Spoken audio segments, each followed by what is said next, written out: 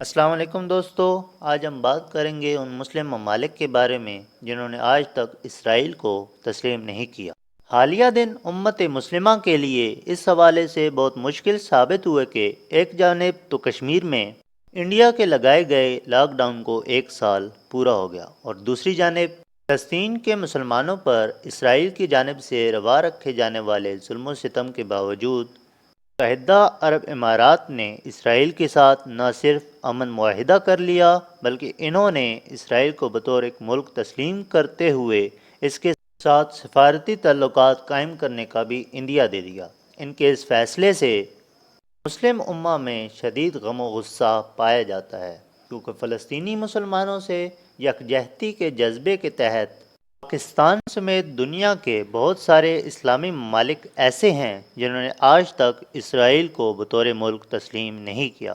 اسی وجہ سے وہ اسرائیل کے ساتھ کسی قسم کے سفارتی، تجارتی اور معاشی تعلقات قائم نہیں کرتے۔ پاکستانی پاسپورٹ پر تو واضح طور پر لکھا ہے کہ یہ پاسپورٹ سوائے اسرائیل کے دنیا کے تمام ممالک کے لیے کارآمد ہے، لیکن آج ہم پاکستان کے علاوہ ان میں سے چند ممالک کے بارے میں بات کریں گے جو آج تک اسرائیل کو تسلیم نہیں کرتے۔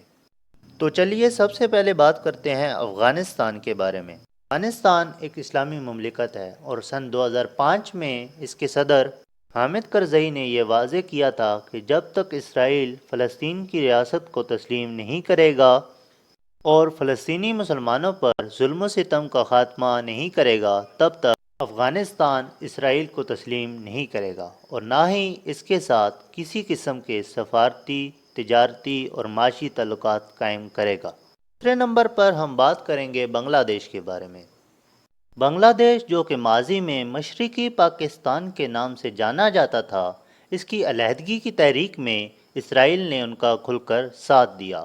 بنگلہ دیش کی علیحدگی کے بعد اس کو تسلیم کرنے والے ممالک میں اسرائیل صف اول میں شامل تھا۔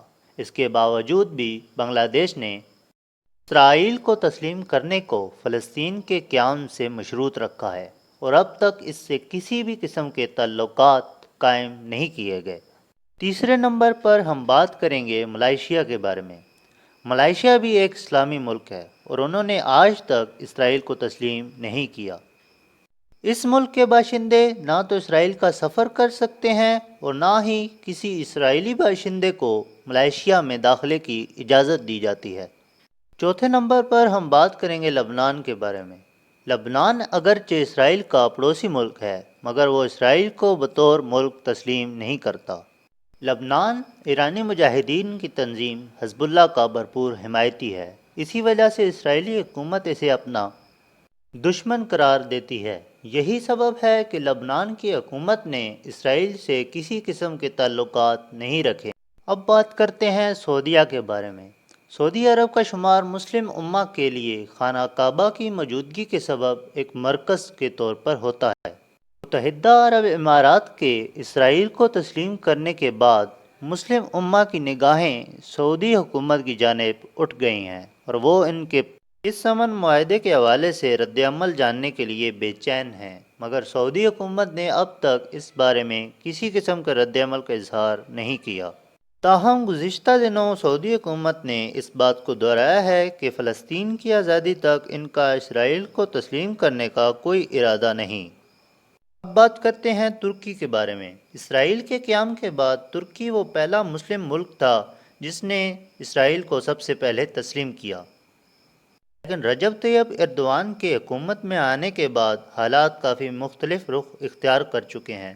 وہ فلسطین کا معاملہ ہر فورم پر اٹھاتے ہیں، فلسطینیوں پر اسرائیلیوں کے مظالم کو ہر جگہ پر اجاگر بھی کر رہے ہیں اور فلسطینیوں کی ہر ممکن حد تک مدد بھی کرنے میں وہ پیش رہتے ہیں۔ اب بات کرتے ہیں ایران کے بارے میں۔